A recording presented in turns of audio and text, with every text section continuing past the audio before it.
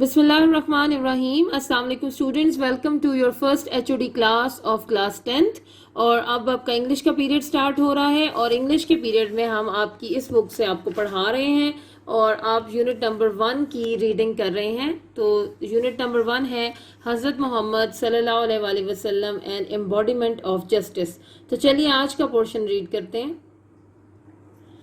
जी आज हम यहाँ से पढ़ेंगे। द रसूल सल्लल्लाहु अलैहि वसल्लम was so well known for his justice that even the Jews who were his bitter enemies brought there suits, क्या है ये suits, to him and he decided the cases in accordance with the Jewish law. He very strictly followed the commandment of Allah. If they come to you, either judge between them or decline to interfere. If you decline, they cannot hurt you in the least. If you judge in equity between them. For Allah loves those who judge in equity. चलिए अब इसकी translation करते हैं। The Rasul sallallahu alaihi wasallam was so well known for his justice that even the Jews who were his bitter enemies brought their suits to him and he decided the cases in accordance with the Jewish law. हजूर सल्लल्लाहु अलैहि वसल्लम अपने इंसाफ की वजह से इतने मशहूर थे कि यहूदी कि इवन द ज्यू किसको कहते हैं, यहूदी को, यहूदी जो आपके सख्त तरीन दुश्मन थे वो भी अपने मुकदमे, सूट्स क्या होता है, मुकदमे, आपके पास लेकर आते थे कि आप फैसला करें जूइश लॉ के मुताबिक, यानी यहूदी कवानीन के मुताबिक उनके मुकदमों का फैसला करें। यानी हजूर सल्लल्लाहु अलैहि वसल्लम अपने इंसाफ की वजह से इस कदर मशहूर थे कि यहूदी जो आप सल्लल्लाहु अलैहि वसल्लम के बदतरीन दुश्मन थे वो भी अपने मुकदमे आप सल्लल्लाहु अलैहि वसल्लम के पास लेकर आते थे कि आप उनके मुकदमों का यहूदी कवानीन के मुताबिक फैसला करें। He very strictly followed the commandments of Allah. वो बहुत ही ज़्यादा सख्ती के साथ अल्लाह ताला के अहकामात पर अमल करते थे। और वो अहकामात क्या थे? If they come to you, either judge between them or decline to interfere. अगर वो तुम्हारे पास आए अपना कोई मामला लेकर तो या तो तुम उनके दरमियान इंसाफ से फैसला करो और डिक्लाइन टू इंटरफेयर, या फिर डिक्लाइन इनकार कर दो, इंटरफेयर मुदाखलत करने से।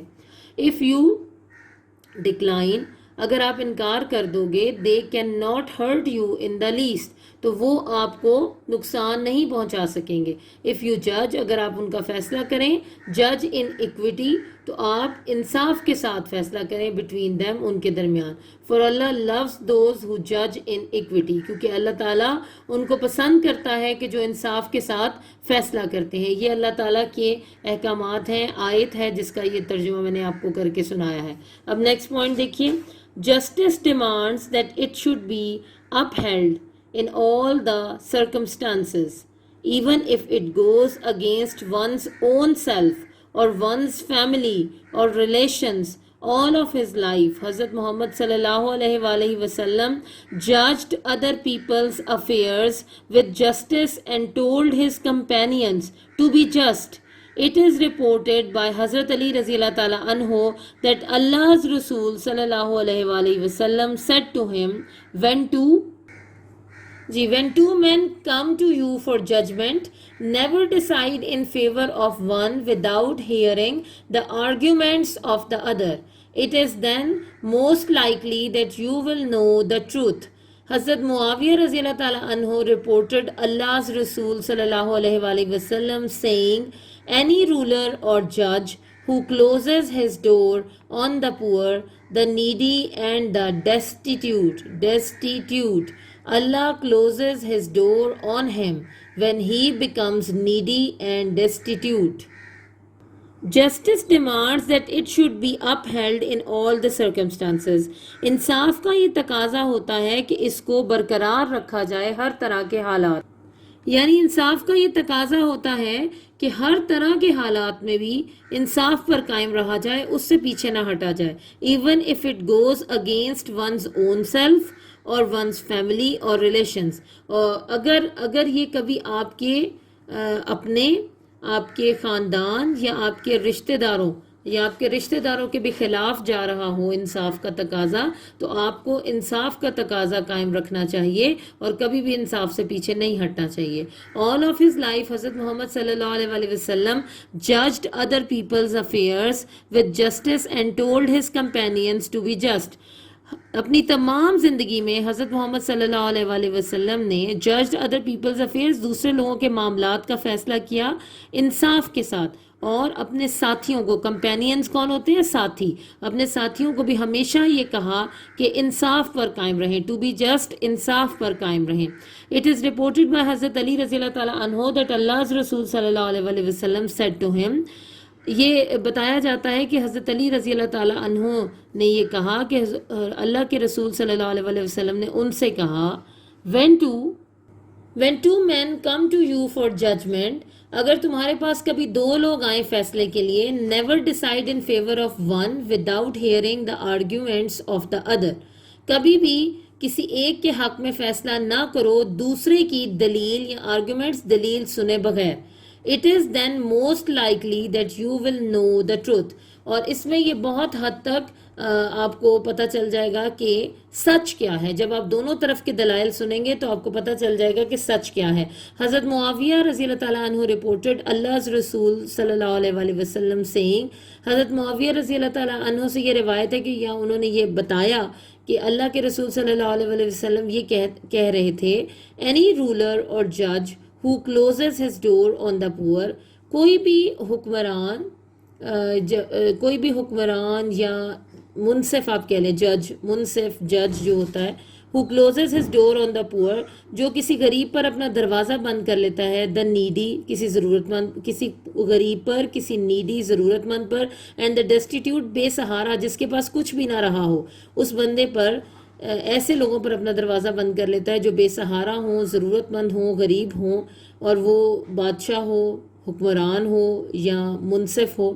اللہ کلوزز ہز ڈور, اللہ اپنا دروازہ بند کر لیتا ہے آن ہم, اس طرح کے انسان پر, when he becomes needy and destitute, جب وہ ضرورت مند اور بے سہارا ہوتا ہے. یعنی اگر کوئی ایسا انسان جو پاور میں ہو, جس کے پاس اختیارات ہوں, اور وہ کسی غریب, بے سہارا اور ضرورت مند پر اپنا دروازہ بند کر لے, اس کی مدد نہ کرے, تو جب اس کو ضرورت ہوتی ہے مدد کی یا وہ بے سہارا ہوتا ہے, تو اللہ تعالیٰ پھر اس پر اپنا دروازہ بند کر لیتا ہے. تو اسٹوڈنٹس, یہاں تک آپ کی ڈے 8 کی ریڈنگ کمپلیٹ ہو گئی. اب اس سے ریلیونٹ میں آپ کو کوسچن آنسرز پڑھاتی ہوں. جی اسٹوڈنٹس, اپنے نوٹس نکال لیجئے. جی اسٹوڈنٹس, ہم یہ کوسچن نمبر 5 آج پڑھیں گے. پہلے, what made non Muslims bring their suits to the holy prophet صلی اللہ علیہ وآلہ وسلم؟ Answer is even the non Muslims, اور مسلمس کا یا نان مسلمس میں بھی مسلمس کا ایم ہمیشہ کیپٹل ہوگا. Even the non-Muslims believed that the Holy Prophet sallallahu alaihi wasallam was a fair and just ruler, so they used to bring their suits to him for decision. اس کے بعد ہم پڑھیں گے یہ last میں جو 2 سوال ہے, کوسچن نمبر 9 and 10 آج کے دن پر ڈے 8 پر. Why did non-Muslims trust the Holy Prophet sallallahu alaihi wasallam? Even the non-believers trusted in the justice of the Holy Prophet sallallahu alaihi wasallam. Students, اس کا آنسر کمپلیٹ نہیں تھا تو میں نے اس کو خود لکھا ہے, آپ دیکھیے. Even the non believers trusted in the justice of the holy prophet صلی اللہ علیہ وآلہ وسلم. آگے آپ یہاں سے دیکھ کے لکھ لیجیے, because he decided all the cases on merit regardless of colour, creed اور ریس. ٹھیک ہے, یہ آپ کے کوسچن نمبر 9 کا آنسر ہو جائے گا. اور اس کے بعد ہم اگلا کوسچن یہ پڑھیں گے, what advice did the holy prophet صلی اللہ علیہ وآلہ وسلم گیو ٹو حضرت علی رضی اللہ تعالیٰ عنہ؟ دا ہولی پروفٹ ایڈوائزڈ حضرت علی, when 2 men come to you for judgment, never decide in favor of one without hearing the arguments of the other. یہ انورٹڈ کاماز میں اس لیے ہے کہ یہ ایز اٹ از ان کے ورڈز لکھے ہیں, تو یہ پھر اگر آپ نے انورٹڈ کاماز میں لکھنا ہے تو پھر ایسے ہی بالکل صحیح لکھنا ہوگا آپ نے جو انہوں نے کہا تھا. تو آج کے دن میں آپ نے جو 3 کوسچنز کرنے ہیں, ایک آپ کا کوسچن نمبر 5 ہے, what made non-Muslims bring their suits to the Holy Prophet sallallahu alaihi wasallam. اس کے بعد یہ question number 9 ہے, why did non-Muslims trust the Holy Prophet sallallahu alaihi wasallam. اور لاسٹ میں یہ, what advice did the Holy Prophet sallallahu alaihi wasallam give to حضرت علی رضی اللہ تعالیٰ عنہ. تو آج ہی آپ ان کو نوٹ کر لیجئے اور ان کو زبانی یاد کر لیجئے. جی اسٹوڈنٹس, آج ہم جو فریزل وربس کریں گے وہ 11 سے 15 تک ہوں گے. پہلا ہے assure of, یعنی یقین دلانا. I assure you of the best result. aware of, واقف ہونا یا باخبر ہونا. I am not aware of everything. beg for, مانگنا. do not beg for money. believe in, یقین. I believe in God, یا اللہ. belong to, تعلق رکھنا. she belongs to a poor family. تو یہ آج کے دن میں آپ نے یہ والے 5, 11, 12, 13, 14, 15 یہ آپ نے 5 آج کے دن میں فریزل وربز اپنی انگلش کی نوٹ بکس پر نوٹ کرنے ہیں, اور ان کو آپ نے ان کے میننگز بھی نوٹ کرنے ہیں, سینٹینسز بھی, اور ان کو زبانی یاد کر لینا ہے. السلام علیکم اسٹوڈینٹس, ڈے 8 میں آپ کو ویلکم کہتے ہیں. کل فرائیڈے تھا اور فرائیڈے کے بعد جو ہے آج سیٹرڈے ہے. بہت اچھی بات ہے, آپ گھروں میں رہتے ہیں تو فرائیڈے اگر آپ کو وہ کام زیادہ لگتا ہے, آپ سمجھتے ہیں کہ جی آپ اردو کا کام اگلے دن میں نہیں, تو فرائیڈے والے دن آدھے دن بیٹھیے اور اس کو یاد کیجیے. ایسا نہیں ہے کہ آپ فرائیڈے کو کام نہیں کریں گے. فرائیڈے کو بھی آپ کو اتنا ہی کام کرنا ہے جتنا کہ آپ باقی دنوں میں کرتے ہیں, اور آپ اس کو یاد بھی کریں گے. تو جو کام رہ جاتا ہے وہ فرائیڈے اور سنڈے کو آپ نے یاد کرنا ہوتا ہے. تو ڈے 8 ہے آج ہمارا, اور اس طرح اردو کا ڈے 3 ہے آج ہمارا. جی اسٹوڈنٹ, ہم کے ساتھ ساتھ آج ہم نے ڈے 3 میں یعنی ڈے 7 اور اردو کے تیسرے دن میں ہم نے شاہد احمد دہلوی کا یہ خاکہ جو انہوں نے لکھا مرزا محمد سعید کا, وہ پڑھنا ہے. اور پہلے ہم شاہد احمد دہلوی کا تعارف پڑھتے ہیں. شاہد احمد دہلوی 1906 میں پیدا ہوئے, 1967 میں وفات پائی, 1906 to 1967. شاہد احمد دہلوی دہلی میں پیدا ہوئے. یہ بالکل وہی کام کرنا ہے, یعنی اس کو انڈر لائن کرنا ہے, کب پیدا ہوئے, کہاں پیدا ہوئے, ٹھیک ہے, اور کون تھے وہ. یہ ساری چیزیں میں ساتھ ساتھ آپ کو بتاتی جا رہی ہوں, آپ اس کو انڈر لائن کرتے جائیں. وہ ڈپٹی نذیر احمد دہلوی کے پوتے اور مولوی بشیر الدین احمد کے فرزند تھے. ڈپٹی نذیر احمد دہلوی کا نام کسی سے ڈھکا چھپا نہیں ہے, بہت بڑے رائٹر تھے وہ, اور ان کے پوتے تھے. 1925 میں انہوں نے ایف سی کالج لاہور سے ایف ایس سی کرنے کے بعد میڈیکل کالج میں داخلہ لیا, لیکن شدید بیمار ہو گئے. چنانچہ طبی تعلیم جاری رکھنے کا ارادہ ترک کر دیا, یعنی میڈیکل کی تعلیم نہیں جاری رکھ سکے. بعد ازاں دہلی سے انگریزی ادبیات میں بی اے آنرز کیا, ایم اے فارسی کا امتحان بھی پاس کیا. قیام پاکستان کے بعد شاہد احمد دہلوی کراچی منتقل ہو گئے, اور تصنیف و تالیف کے ساتھ ساتھ انہوں نے انگریزی ادب سے تراجم کا سلسلہ بھی جاری رکھا. ترجمہ کی جمع ہے تراجم کرنا, یعنی انگریزی کی کتابوں کا اردو میں ترجمہ. پاکستان رائٹرز گلڈ کی تشکیل میں نمایاں خدمات سر انجام دی. 1963 میں انہوں نے مجموعی ادبی خدمات کی بنا پر تمغہ برائے حسن کارکردگی سے نوازا گیا.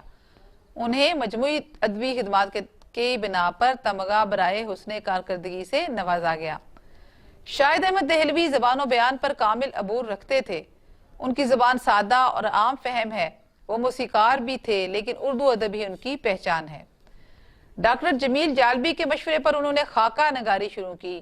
گنجینہ گوہر, جس سے زیر نظر خاکہ لیا گیا ہے, یعنی جو خاکہ بھی ہم پڑھیں گے وہ گنجینہ گوہر سے لیا گیا ہے.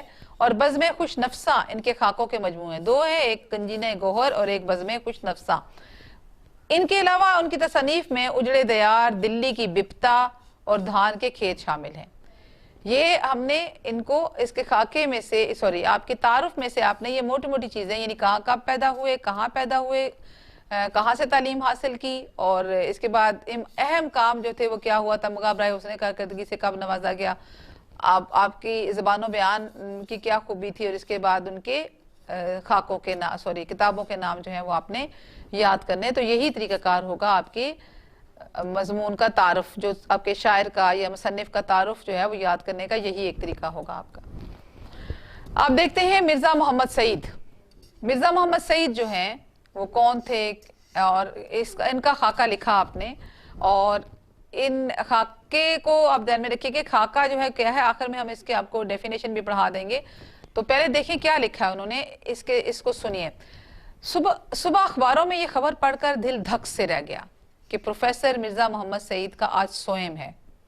خاموش زندگی, خاموش موت. مرزا صاحب کی علالت مزاج, یا مرض الموت کی اطلاع اس سے پہلے کہیں سے نہیں ملی۔ علالت مزاج مطلب علالت یعنی علیل تھے، وہ بیمار تھے یا کہ ان کو وہ بالکل بستر مرگ پر تھے، اس سے پہلے ان کی اطلاع کہیں سے بھی نہیں ملی۔ حد یہ کہ پرسوں وہ رحلت فرما گئے یعنی وفات پا گئے، اور ان کے سینکڑوں دوستوں اور قدردانوں کو اس سانح ارتحال کی خبر تک نہ ہو سکی۔ ٹھیک ہے، یعنی سانح ارتحال یعنی موت کی جو خبر ہے، اتنا بڑا سانحہ ہے، اس کی خبر نہیں ہوئی۔ افسوس اتنا بڑا صاحب کمال ہم میں سے اٹھ جائے اور ہم اس کی سناونی ہم تک نہ پہنچے۔ کتنے بے خبر ہیں ہم لوگ۔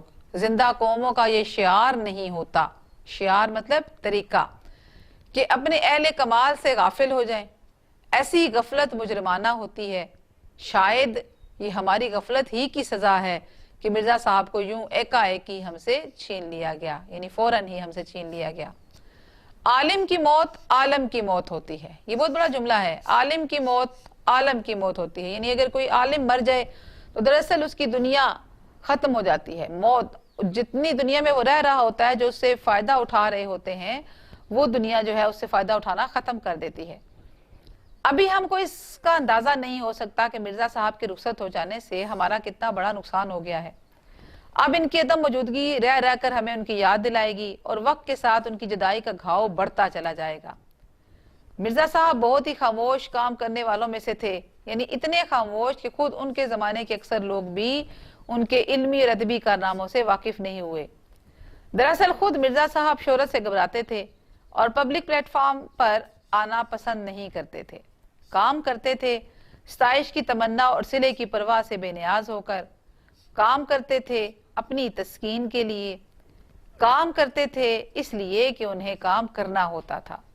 فرمائشی کام انہوں نے ساری عمر نہیں کیے۔ انہوں نے اب سے 55 سال پہلے سر عبدالقادر کے رسالے مخزن میں مضامین لکھے۔ اب سر عبدالقادر کے اوپر یہ ڈاٹ لگا ہوا، اس کا مطلب یہ ہے کہ شیخ سر عبدالقادر تھے، معروف ادیب اور علامہ اقبال کے گہرے دوست تھے، مگر شیخ صاحب کی فرمائش پر نہیں، بلکہ جب خود ان کا جی لکھنے کو چاہا۔ مرزا صاحب کسی کو خوش کرنے کے لیے نہیں لکھتے تھے، مرزا صاحب پیسے کے لیے بھی نہیں لکھتے تھے۔ پیسے کی تو انہوں نے کبھی پرواہ نہیں کی، بلکہ پیسے کے ذکر پر وہ چڑ جاتے تھے اور انہیں منانا مشکل ہو جاتا تھا۔ لاہور کے اکثر پبلشروں نے مرزا صاحب سے کتابیں لکھوانی چاہی اور بڑی بڑی رقمیں پیش کی، مگر مرزا صاحب نے انہیں ایک لفظ بھی لکھ کر نہیں دیا۔ اور جب اپنا پہلا ناول یاسمین لکھا تو اپنے ایک شاگرد پبلشر کو بے مزد دے دیا۔ بے مزد کا مطلب ہوتا ہے بغیر کسی قیمت کے، بغیر پیسے کے۔ اسی کچھ عرصے بعد دوسرا ناول خواب ہستی لکھا، اسے بھی بغیر کچھ لیے دیے چھپوا دیا۔ ایک پبلشر صاحب لاہور سے دلی محض اس غرض سے آئے تھے کہ مرزا صاحب سے ناول لکھوائیں گے۔ میں نے انہیں سمجھایا کہ مرزا صاحب نہیں لکھیں گے، مگر وہ بڑے بڑے مصنفوں کو خرید چکے تھے، نہ مانے، بولے ہم انہیں ایک ناول کا 1000 روپیہ دیں گے تو وہ کیوں نہیں لکھیں گے۔ یہ وہ زمانہ تھا کہ جب 200-250 میں اچھا خاصا ناول پبلشر کو مل جاتا تھا۔ چنانچہ مجھے اپنے ساتھ لے کر مرزا صاحب کی خدمت میں حاضر ہوئے۔ میں نے تعارف کرایا، مرزا صاحب کا ماتھا ٹھنکا۔ پبلشر صاحب نے چھوٹتے ہی ناول لکھنے کی فرمائش کی۔ مرزا صاحب بڑے ٹھنڈے مزاج کے آدمی تھے، بولے آپ میرے ناول کے 5000 دے دیں گے، 10,000 دے دیں گے، مگر مجھے یہ منظور نہیں ہے کہ جو کام کر رہا ہوں اسے چھوڑ کر آپ کے لیے ناول لکھوں۔ 5-10,000 کی بات سن کر پبلشر صاحب کی سٹی گم ہو گئی اور وہ 2-4 منٹ پہلو بدل کر رخصت چاہی۔ سٹی گم ہو جانا یعنی پریشان ہی ہو گئے نا، ہوا سے ختم ہو گئے کہ میں تو 1000 دینا تھا، یہ تو 5-10,000 کی بات کر رہے ہیں اور کہتے ہیں پھر بھی نہیں لکھوں گا۔ مرزا صاحب اس زمانے میں اپنی مارکۃ الآراء کتاب مذہب اور باطنیت لکھ رہے تھے، جسے مکمل ہونے کے بعد ان کے ایک دوست پروفیسر تاجور نجیب آبادی ان سے لے گئے اور لاہور سے وہ کتاب شائع ہوئی۔ مرزا صاحب کا صرف یہی ایک علمی کارنامہ ہے، مگر ایسا کارنامہ کہ اردو کی اگر 100 عمدہ کتابیں چھانٹی جائیں تو ان میں مذہب اور باطنیت کو ضرور شریک کرنا پڑے گا۔ ٹھیک ہے، اس میں نیچے دیکھ لیتے ہیں، یہاں تک ہم نے آج پڑھنا ہے، آگے ہم سوالوں کے جواب کریں گے۔ نیچے آپ دیکھ لیں، اس کے نیچے جو ہیڈ لائنز نیچے جو لکھی ہوئی ہیں، جس کے اوپر 1 لکھا تھا کہ تاجور نجیب آبادی کو دیا تھا، تو تاجور نجیب آبادی کون تھے؟ وہ تھے نامور شاعر تھے، ادبیات کے عالم تھے اور ان کے شاگردوں کا حلقہ خاصا وسیع تھا۔ تاجور نجیب آبادی کے بارے میں لکھا ہوا ہے۔ تو یہاں تک ہماری آج کی ریڈنگ ہے۔ اب ہم سوالوں کے جواب کریں گے. جی اسٹوڈنٹ دیکھیے مشقی سوالات ہیں آپ کے نوٹس کے پیج نمبر 7 پر. مشقی سوال نمبر 1 ہے مرزا محمد سعید کس لیے لکھتے تھے؟ جواب ہے مرزا محمد سعید صرف ذاتی تسکین کے لیے لکھتے تھے. کام اس لیے کرتے تھے کہ انہیں کام کرنا ہوتا تھا. اپنے کام کے بدلے میں انہیں کسی ستائش یا صلے کی تمنا نہیں ہوتی تھی. ساری عمر فرمائشی کام سے دلچسپی نہ لی. سوال نمبر 2 ہے لاہور کے پبلشروں کے ساتھ مرزا صاحب کا رویہ کیسا تھا؟ ابھی ہم نے پڑھا کہ لاہور کے پبلشر نے مرزا صاحب کو ناول لکھوانے کے لیے 1000 روپے کی پیشکش کی. اس زمانے میں 200-250 میں اچھا ناول پبلشر کو مل جاتا تھا. چنانچہ جب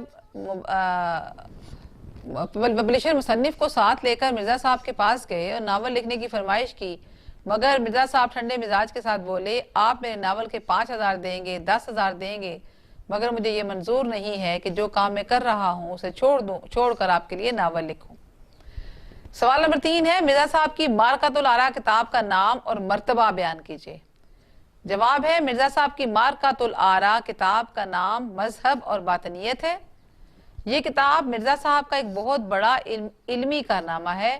یہ ایسا کارنامہ ہے کہ اگر اردو ادب کی 100 عمدہ قسم کی کتابیں چھانٹی جائیں تو ان میں مذہب اور باطنیت کو ضرور شامل کرنا پڑے گا. اس کے بعد ہم اگلے 2 سوال ابھی ہم نے ریڈنگ نہیں کی، ہم سوال نمبر 9 پہ جاتے ہیں اور اس کی ہم نے ریڈنگ کی ہے. سوال نمبر 9 دیکھیں مرزا صاحب کے دونوں ناولوں کے نام تحریر کریں. جواب ہے مرزا صاحب نے جب اپنا پہلا ناول لکھا تو اپنے ایک شاگرد پبلشر کو بے مزد دے دیا. اس کے کچھ عرصے بعد دوسرا ناول لکھا، اسے بھی بغیر کچھ لیے دیے چھپوا دیا.